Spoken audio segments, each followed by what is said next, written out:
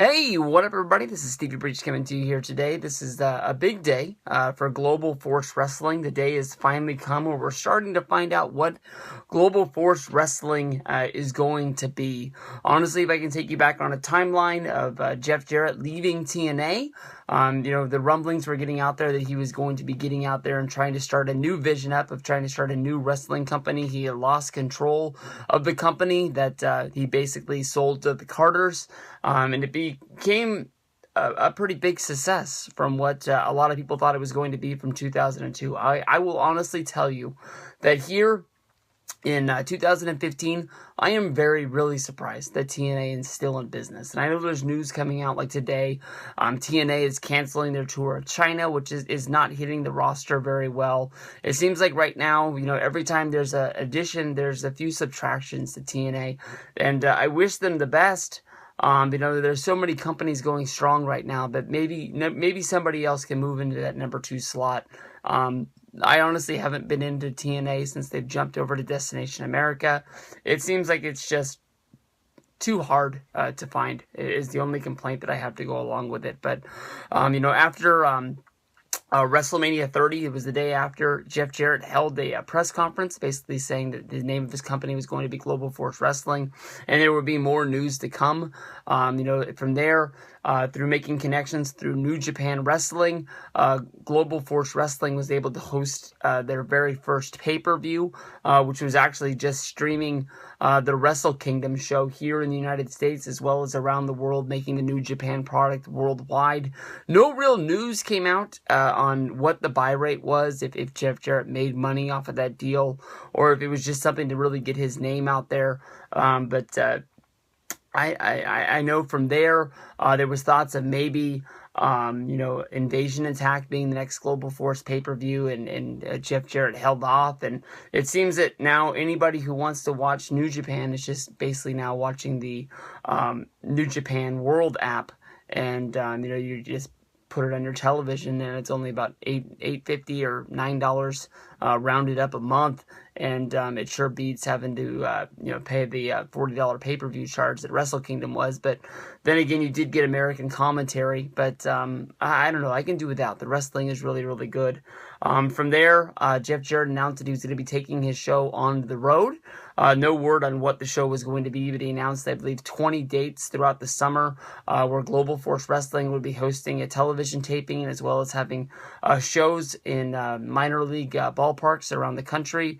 I know that the closest one to me was going to be in Las Vegas. I keep thinking that Sacramento is a wrestling town with a very, very nice minor league ballpark. We have Raleigh Field that hosted the All-Star game for the AAA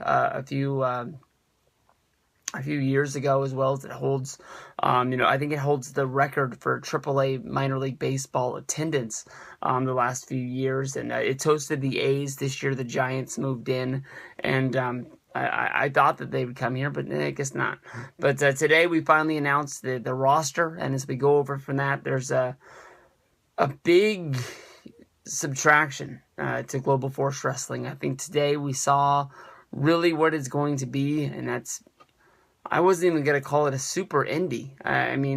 It just seems like an indie show.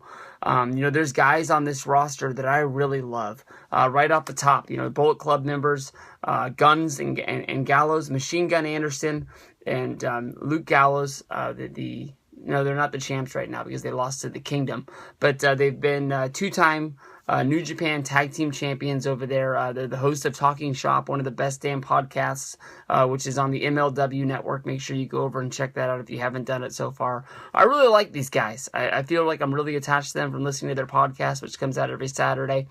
They just feel like they're just normal dudes, and I want to support these guys any way I can. But honestly, they look like they're the main event of this promotion, which isn't a good thing when it comes down to it. I know that, Jeff Jarrett went over there and he made a lot of alliances throughout New Japan. He's even a Bullet Club member. I think that everybody thought that once this Global Force Wrestling thing got announced, that AJ Styles, who doesn't have a home other than wrestling for New Japan, he is a contracted Ring of Honor worker. But for AJ Styles to be missing from this promotion as of right now is kind of shocking. And I know that they could add more people to the roster. This could just be the initial push. But him not being a part of it might just show you what this is going to be. From there, you have Justin Gabriel, a.k.a. PJ Black on the Indies. He is fresh coming out of WWE. He wrestled the Evolve shows, WrestleMania 31 weekend. Besides that, I don't think that he's even been a part of Ring of Honor or anything like that. So he's been working a lot of indies, being able to show off that he's a really good wrestler, and he's better than what WWE portrayed him as.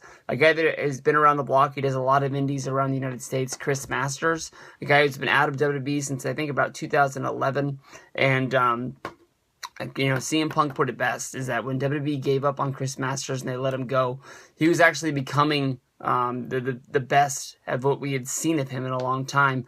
And I've always liked Masters. I've always pushed for him, and he's a really, really good guy. The future of wrestling, I'm pushing it a little bit too much, but from there we go to Moose, who wrestles in Ring of Honor. Moose. Everybody do it with me now. This guy's a former defensive lineman in the NFL.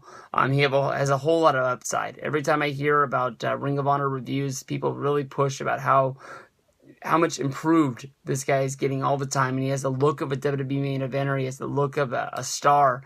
And I don't know what's going on with him. You'd think with a guy like him, Ring of Honor would have him wrapped up, or he couldn't wrestle, for another wrestling company. But here he is. And if I thought anybody was going to be signing Moose, I thought it was going to be NXT. So we'll have to see what the future of Moose holds. From there, we see the Killer Elite Squad, which is Lance Hoyt and Davey Boy Jr. These are really big wrestlers over in Japan. I think that right now they're the Pro Wrestling Noah Tag Team Champions, where they're floating over there from New Japan, doing some sort of like an invasion storyline.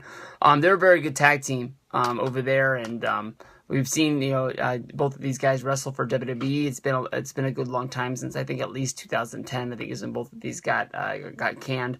And then we have Thea Trinidad. They also have Lady Tapa. I think both of them at one point were in TNA. Thea Trinidad I know more about from following Tommy Dreamer's Twitter. I guess they're good friends. I know more about her trying to be a model more than anything else. And then possibly the biggest news to come out of this is that Chael Sonnen is going to be involved with Global Force Wrestling. I know that WWE had put a call into Chael Sonnen before you signed anywhere to make sure you called them first. But Chael has linked the deal. He's going to be the commentator for the wrestling company. I know he's a big wrestling fan. He first caught my eyes when he delivered his promos about UFC. Came off a lot like Roddy Piper in his heyday. But that's really sort of pulled me to him. But he has his failed drug test, which basically is going to make it where he's locked out of working for UFC. He was fired by UFC on Fox, and I guess this is going to be his new home. I haven't heard much about anything else. I don't know if it's just people just spitting rumors into the wind. Some people have linked Jim Ross to this company, and that he might be coming in as another announcer, or maybe some sort of investor or something like that. But honestly, at this point, when I look at this roster, they need another announcement. They need another big push for this company. I know that they're holding their first taping, which is going to be their trailer, or I guess their pilot that they're going to be passing around, trying to link some sort of a TV deal. That is going to be July 24th. So there's a lot of time between then and now to try to get an AJ Styles, to try and get somebody from some wrestling company. And honestly, if I can think of one star to tell you how, there's a lot of talk about guys not being involved with WWE, and they go off and they have, other careers doing other things. But honestly, when I think about people that are either locked up to Ring of Honor, locked up to New Japan, locked up to WWE, TNA, the only big star that I can really think that's out there, just working the free agent market, doing indie shows, would possibly be Scott Steiner.